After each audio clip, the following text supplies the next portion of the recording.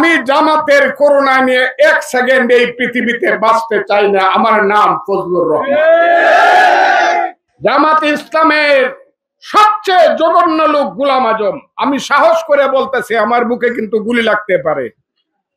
আমি সাহস করে বলতেছি, জামাত ইসলামের সবচেয়ে জঘন্য লোকের নাম গোলাম আজম। তার ছেলে একটা আজমি, ব্রিগেডিয়ার আজমি, সে বলে আব্দুল হামিদ সাহেবের লাগিয়া আমার কাছে আইছিল। উনি তো আমার আত্মীয় লাগে। আপনার টেলিভিশন শুনেন আমি মিথ্যা কথা বলছি কিনা? গোলাম আজমের আত্মীয় লাগে কেমনে? গোলাম আজমের বেআইন হলো হামিদ সাহেবের আপন খালা শাশুড়ি, মানে তার শাশুড়ির আপন ছোট বোন। সেও জামাতের এমপি এবং নেত্রী। কাজে ওইভাবে হামিদ সাহেব বাচ্চা আছে। আমি জামাতের করোনা নিয়ে এক সেকেন্ড এই পৃথিবীতে বাঁচতে চাই না। আমার নাম ফজলুর রহমান। আমি বাঁচতে চাই না। জামাত আমার বিরুদ্ধে কি ষড়যন্ত্র করছে এটা আপনারা বুঝতে পারবেন না। আমি কিন্তু জামাতের বিরুদ্ধে লাগি নাই।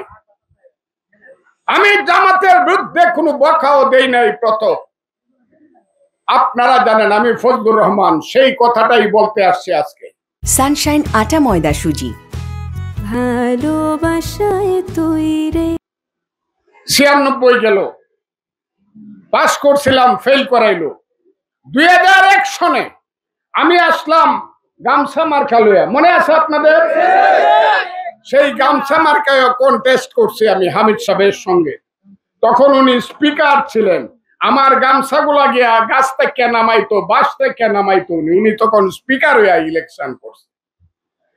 এরপরে আপনারা সবাই আমাকে বললেন, ফজলু ভাই বা ফজলু চাচা বা কাকা, কিছুতেই ছোট দলে থাইকা ইলেকশন করা যাবে না, একটা বড় দলে যাই। কথাটা ঠিক না বেটি?